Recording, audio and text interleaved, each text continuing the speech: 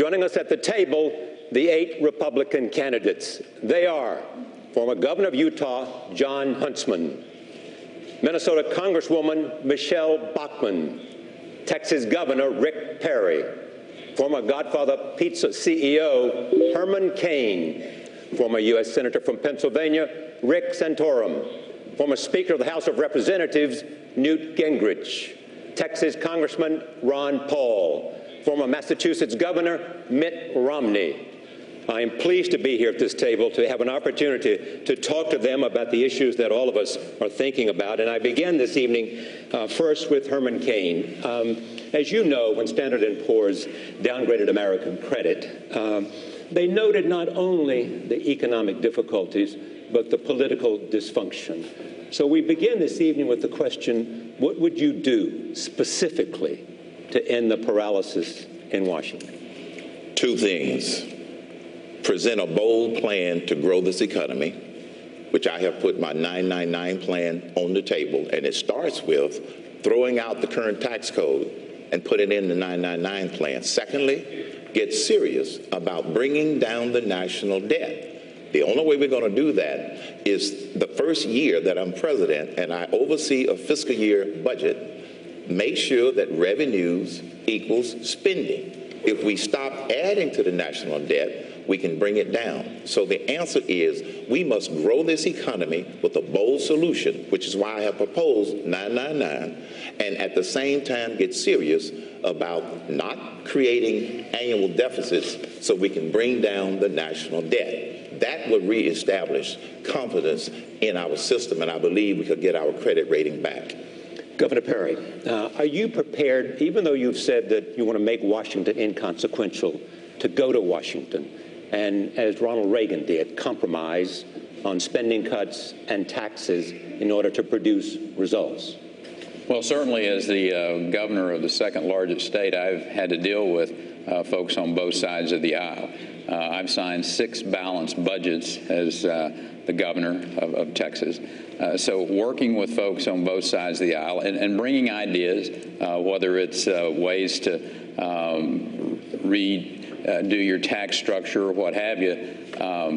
One of the things that I laid out today, I think is a pretty bold plan to put 1.2 million Americans working in the energy industry. And you don't need Congress to do that. You need a president with a plan, which I'm laying out over the next 3 days, and clearly the intent to open up this treasure trove that America is sitting on and getting America independent on the domestic energy side. It's time for another American Declaration of Independence. It's time for energy independence. We'll come back to energy as also your economic plan this evening, but I go now to Governor Romney. The paralysis is there, and everybody is concerned about it. What specifically would you be prepared to do to make the country moving again on addressing its problems? I'd be prepared to be a leader. You can't get the country to go in the right direction and get Washington to work if you don't have a president that's a leader. And 3 years ago, we selected a person who'd never had any leadership experience, never worked in the private sector, never had the opportunity to actually bring people together, and he hasn't been able to do so. He said he'd bring us hope and change. Instead, he's divided the nation and tried to blame other people. The real course for America is to have someone who's a leader, who can identify people in both parties who care more about the country than they care about getting reelected. There are Democrats like that. There are Republicans like that. I was the governor of a state that had a few Democrats. People in this room know how many we had in Massachusetts. So it's essential to deal with Democrats and be prepared to compromise on the big issues of our time? You have to stand by your principles. At the same time, you know that good Democrats and good Republicans who love the country first will be able to find common ground from time to time and recognize we can't keep on spending like we're spending. We can't demand more from tax revenue from people because that kills jobs and hurts working families. We have got to help the middle class in this country. The only way that'll come together is if you have people on both sides of the aisle who listen to a leader who has the experience of leading, and that's what America's looking for and desperately longing for. And back to Governor Perry, this plan that you would like to lay out, because Governor Romney has said you've had 2 months to produce a plan, an economic plan. He's had a 59-point plan. What's the plan? What will you say specifically? Well, clearly opening up a lot of the areas of our domestic energy area. That's the real key. You've got an administration that, by and large, has either by intimidation or overregulation put our energy industry and the rest of the economy in jeopardy. And we've got to have a president who is willing to stand up and to clearly pull back those regulations that are strangling the American entrepreneurship that's out there. And it doesn't make any difference whether it's Obamacare, whether it's Dodd-Frank, or whether it's the tax burden. A president, particularly with the plan that I'm going to be laying out over the next 3 days, and I'm not going to lay it out all for you tonight. Mitt's had 6 years to be working on a plan. I've been in this for about 8 weeks. But clearly, we're going to be focused on, initially, the energy industry in this country and making America, again, independent and clearly the place where domestic energy needs to be produced from. Let me introduce my friend Karen. Karen. Congresswoman Bachmann, 3 years after the financial meltdown, Main Street continues to suffer. People have lost their jobs, they've lost their homes, they've lost their faith in the future. But Wall Street is thriving. The banks not only got bailed out by the government, they've made huge profits, they've paid themselves huge bonuses.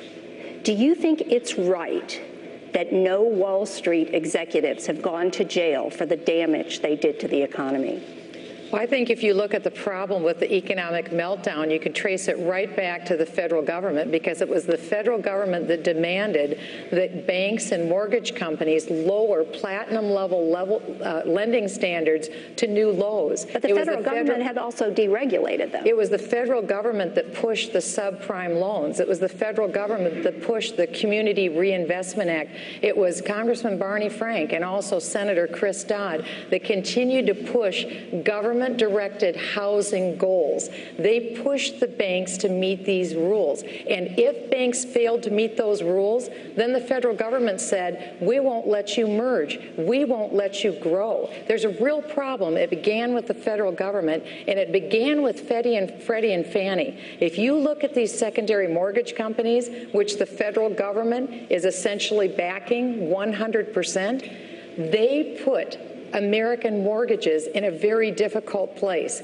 We had artificially low interest rates. Freddie and Fannie were the center of the universe on the mortgage meltdown, and we had lending standards lowered for the first time in American history. The fault goes back to the federal government, and that's what's wrong with Dodd-Frank.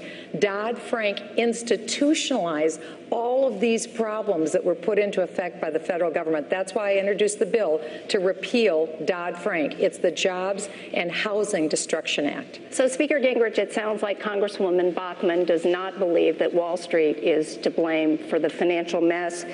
You've said that the current protests on Wall Street are, in your words, the natural product of Obama's class warfare. Does this mean that these people who are out there protesting on Wall Street across the country have no grievance? No, let me draw a distinction. I think virtually every American has a reason to be angry. I think virtually every American has a reason to be worried. I think the people who are protesting on Wall Street break into two groups. One is left-wing agitators who would be happy to show up next week on any other topic. And the other is sincere middle-class people who, frankly, are very close to the Tea Party people in actually caring. You can tell which group is which. The people who are decent, responsible citizens pick up after themselves. The people who are just out there as activists trash the place and walk off and are proud of having trashed it. So let's draw that distinction. If they want to really change things, the first person to fire is Bernanke, who is a disaster as chairman of the Federal Reserve. The second person to fire is Geithner. The fact is, in both the Bush and the Obama administrations, the fix has been in. And I think it's perfectly reasonable for people to be angry, but let's be clear who put the fix in. The fix was put in by the federal government. And if you want to put people in jail, I want to second what Michelle said. You ought to start with Barney Frank and Chris Dodd, and let's look at the politicians who created the environment, the politicians who profited from the environment, and the politicians who put this country in trouble. Clearly you're not saying they should go to jail. Well, in Chris Dodd's case, go back and look at the countryside deals. In Barney Frank's case, go back and look at the lobbyists he was close to at Freddie Mac. All I'm saying is so if you were everybody in the media who wants to go after the business community ought to start by going after the politicians who have been at the heart of the sickness which is weakening this country, and ought to start with Bernanke, who has still not been exposed for the hundreds of billions of dollars. Let me just say one more thing. I want to repeat this. Bernanke has in secret spent hundreds of billions of dollars bailing out one group and not bailing out another group. I don't see anybody in the news media demanding the kind of transparency at the Fed that you would demand of every other aspect of the federal government. And I think it is corrupt and it is wrong for one man to have that kind of secret power. So, Congressman Paul, where do you come down on this?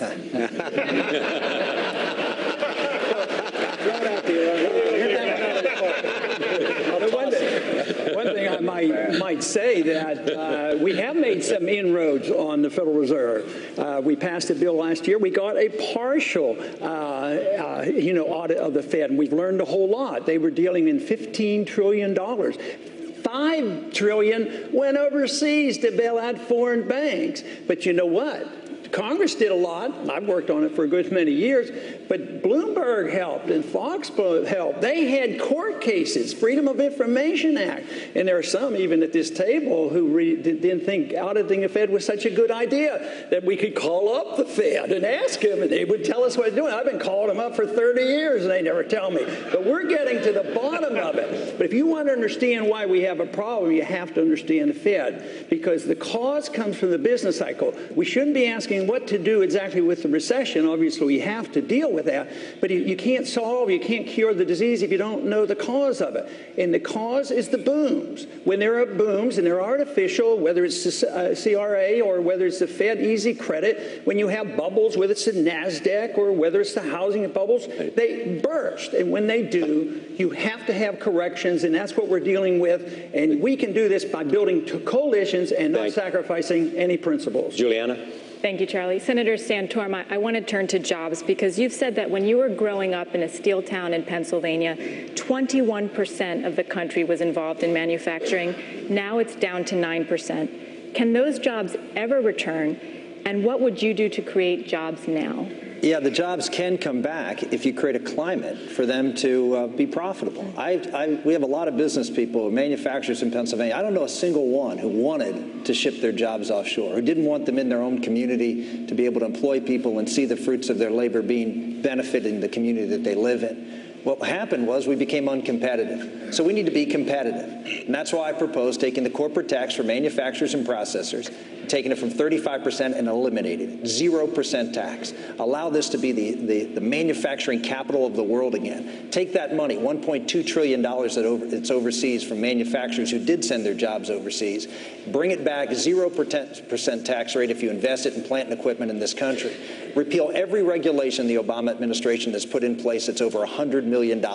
Repeal them all. May have to replace a few. Let's repeal them all because they're all antagonistic to businesses, particularly in the manufacturing sector, and do as Governor Perry suggested. We need a bold energy plan. I put one out there to drill Pennsylvania.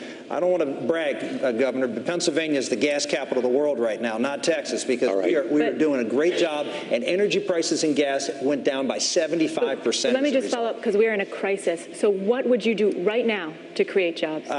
The cool thing about my plan, as opposed to Herman's plans and some of the other plans out here, it'll pass tomorrow. It would pass tomorrow. Why? Because industrial state Democrats want those jobs, and they know if we put a pro-manufacturing jobs plan on the table, it will pass overnight. We'll get votes from Indiana and Pennsylvania and Ohio and Michigan, all those states. So it's not just proposing a plan that will get things started that the Wall Street Journal will smile out, the Washington Post, but it's a plan that can actually pass and get things done and bring people together. That's why I put it on the table.